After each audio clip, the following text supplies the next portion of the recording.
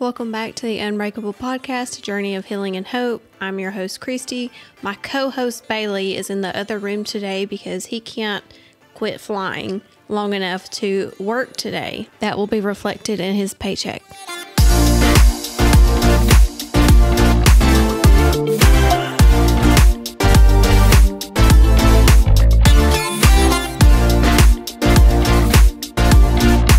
Before we get into today's video, please enjoy this clip of my husband and his goat.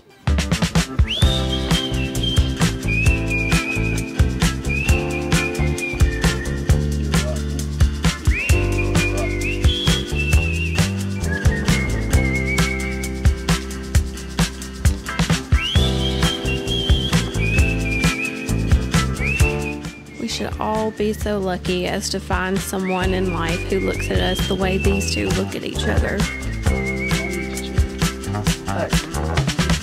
So it occurred to me the other night when I was going to sleep, I was thinking about the podcast and everything that's been filmed. And do y'all remember, I assume they still have it. I don't know. My kids are 17 and 18, but I remember reading the book, What to Expect When You're Expecting, and then I read What to Expect, I think, the first year. And it dawned on me that this podcast kind of feels like a what to expect when you're expecting life to get hard. If you're expecting an extended hospital stay or something. But I kind of got a chuckle out of that. But I was asked by one of my subscribers to talk a little bit about when I came home from the hospital and those early days. So I'm going to talk a little bit about that today, but before I get into that, I just wanted to touch on something really quickly. The other day, I came across this article on my news feed, and this happened close to where I live. A motorcycle accident cost the life of this couple, both in their 30s, and from what it seems like, between the two of them, they have a lot of kids who are pretty young, and my heart just broke for those kids and the families, and just a horrible situation. Every once in a while, they may not be angry when they make the comment, but when I read it, I kind of read it in an angry voice. But I've gotten comments before about kind of scolding me for not getting on here and advocating for nobody to ever ride a motorcycle. And at the end of the day, that's not really realistic. People are going to do what they're going to do. I come on here and I just try to be very transparent and very honest, and people are going to make up their own minds. And the other thing that I will say is that every rider knows that there's a huge risk. And I think in order to do that, you just maybe kind of have to live in a sense, like in a state of denial about what can happen, or just a sense of, well, this happens to other people, I don't think it's going to happen to me. But then it does happen. And most people who ride also know of someone who's been seriously injured or killed in a motorcycle wreck. So I'm not going to change anybody's mind by coming on here and saying, you're stupid if you ride a motorcycle. That's not what, I'm not going to do that. Now I will say, and I'll get in trouble for this, I'm sure, but states like Florida with no helmet laws, I find that baffling that people will get on a motorcycle without a helmet. Call me a hypocrite, call me whatever, I don't care, but those people without a helmet on a motorcycle, in my opinion, are just blatantly reckless, or they're just, in my opinion, they're taking a risk that is not worth it, period. That is just my opinion, okay? So no need for hate comments, that's just my opinion. The same could be said about people who ride a motorcycle, period, and touche. We all have our own opinions on it, but I just wanted to touch on it a little bit when I saw this article. it breaks my heart that these kids lost both their parents on a motorcycle.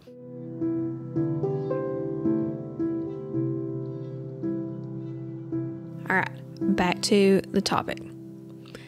Jessica Mobley asked me to talk about the early days at home. So I'm going to touch on that a little bit with you today and share a lot of pictures that you guys have not seen before. As far as the actual ride home from the hospital, I remember very well because I was terrified. I was so excited to go home, and then we got in the car and got out on the road, and I had not anticipated the sheer anxiety and fear that I had in the car. I was terrified we were going to get in a wreck. I was really wigging out. I think there was a point where I had to close my eyes because I was so scared. And then I remember reaching to turn the volume down on the radio, and I couldn't, because remember, my arm was paralyzed. But throughout those however many weeks it was, I had started gaining a little bit back ever so slowly, and so I couldn't yet fully extend my arm, but I could only like move it like that, and just doesn't mean anything. I just remember that.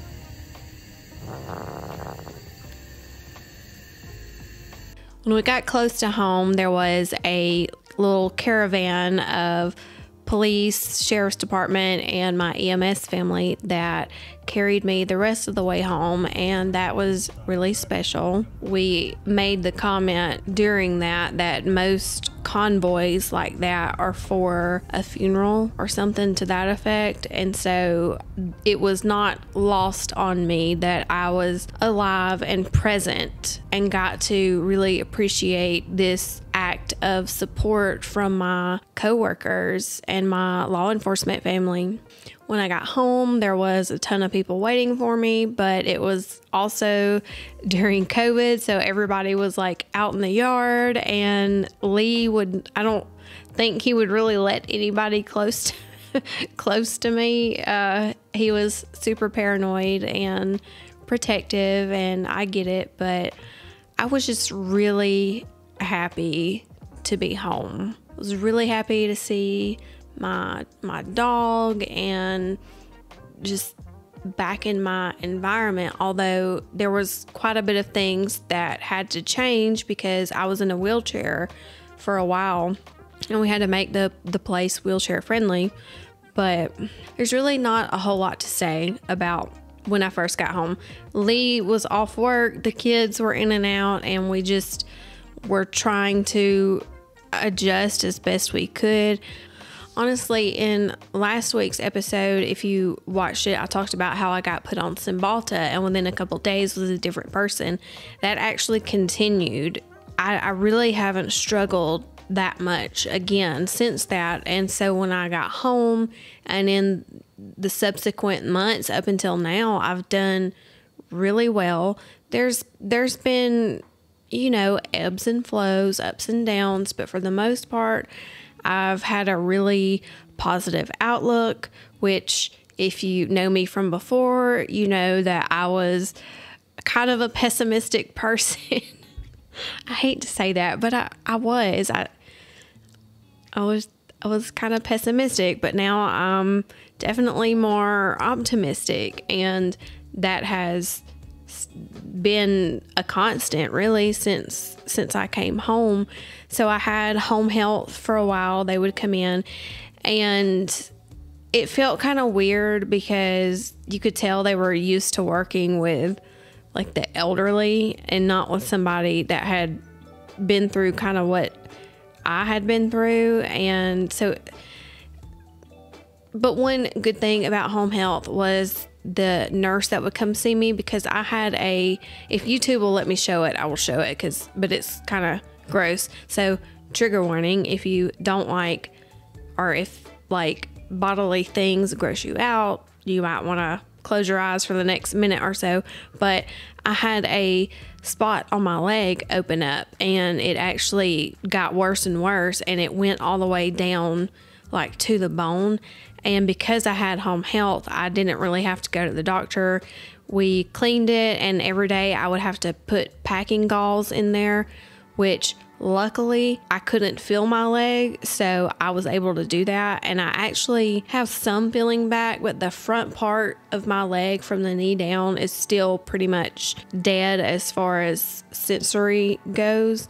I can walk just fine, but if you were to poke me with something sharp or run water over, I couldn't tell you if it was hot or cold. I wouldn't feel you poking me. So I was very grateful I could not feel my leg when I was having to deal with this wound on it, because it was very deep and very gnarly. But my family was great. I had a good support system. My kids were willing to help do whatever.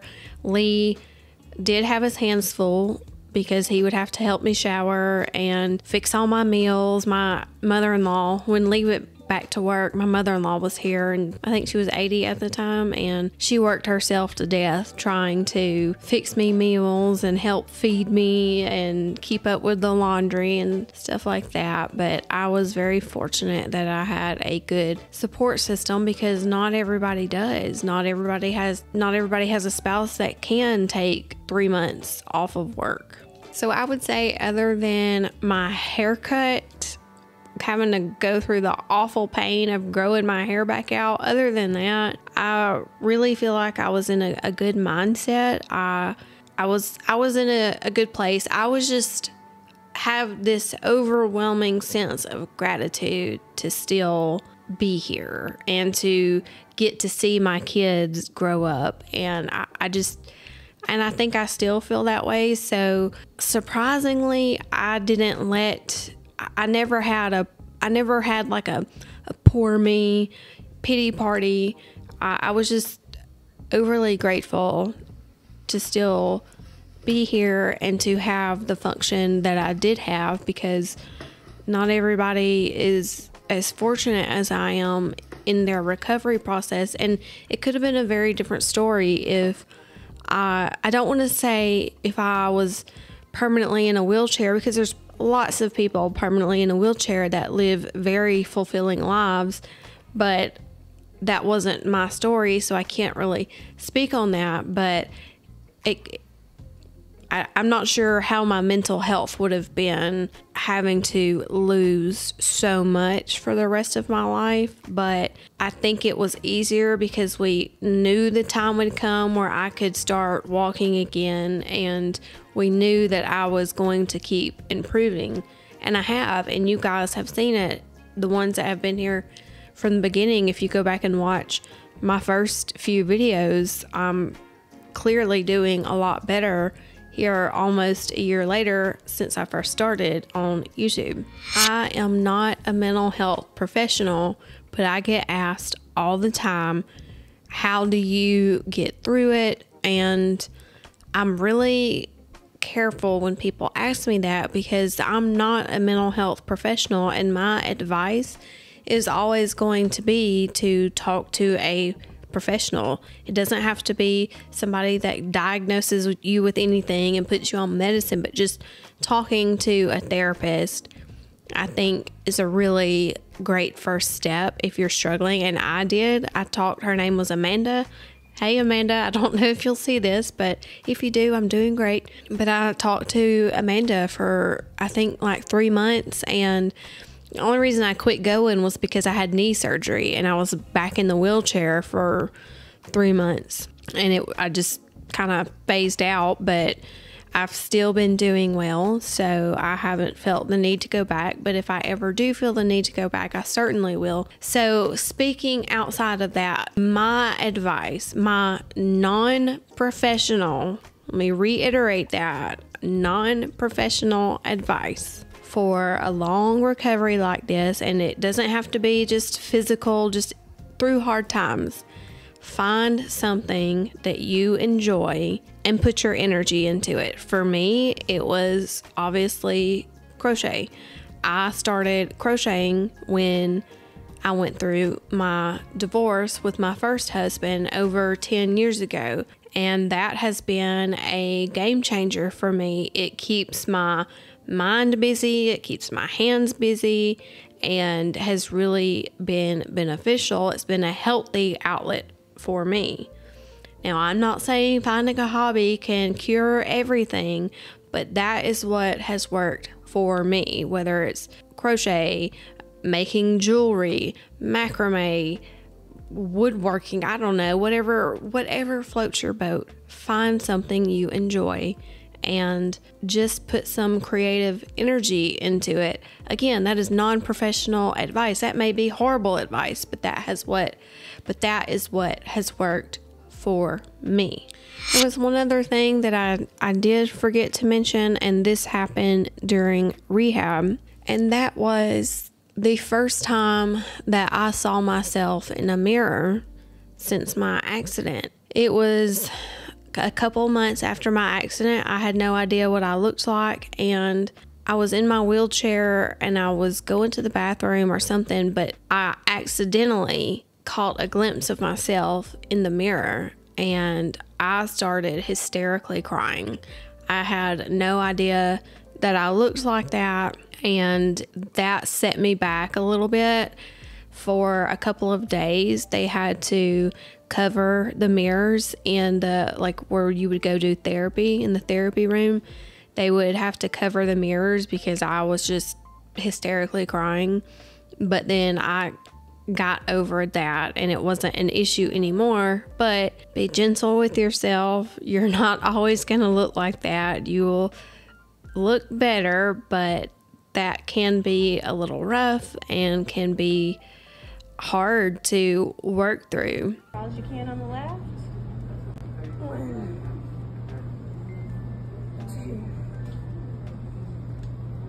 2, 3. Come on, you can do it. You can do it. Good job. Go, go, go. Give me a smile. But back to what I was talking about when I first came home and having to adjust everything. Fortunately for me, I was in a good mental headspace. I had a great support system. My husband was amazing, and my friends and family really gave me the space, the emotional space, and the emotional freedom. That probably sounds crazy, the emotional freedom, but I just felt very supported and I felt very safe to express whatever I needed to express. For example, like if I was having a bad day, I don't think this really happened. I can't think of anything off the top of my head, but like if I had a bad day and I went off the rails at somebody or just went off the rails, they created an emotionally safe space for me to do that and then to correct whatever I messed up and get back on track. I just, what I'm trying to say is I didn't ever feel judged. I felt like I was supported, and I don't know. I don't know if I'm making any sense, but I just felt emotionally safe with everybody in my life that mattered to me. And I think that has been so important. I feel like I have grown so much as a person through all of this. It has really put things in perspective. It has given me so much perspective. I have learned what matters to me, what doesn't. I have learned if it's the opinion of somebody that doesn't know me, doesn't pay my bills, has no I don't care. And before, a lot of people say, well, I don't care what people think about me. And for the most part, that might be true, but it stings when things like there's some kind of conflict. But now it's like I was suddenly given the gift of communication. I have learned somehow, I don't know if it was because I couldn't communicate for so long, but I have learned now to just communicate. Like, for example, if I'm in a bad mood or just, I don't know, I just feel off, I can look at Lee and say, I am not mad at you. I have no idea what's wrong, but I'm feeling angry. I'm not feeling like myself.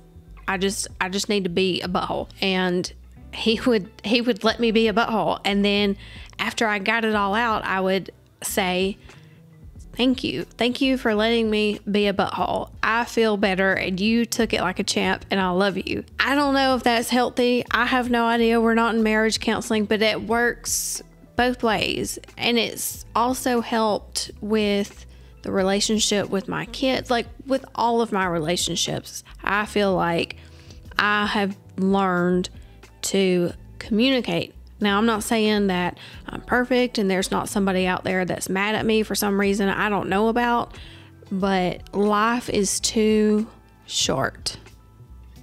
It's too short. It's too short to worry about nonsense. That's it.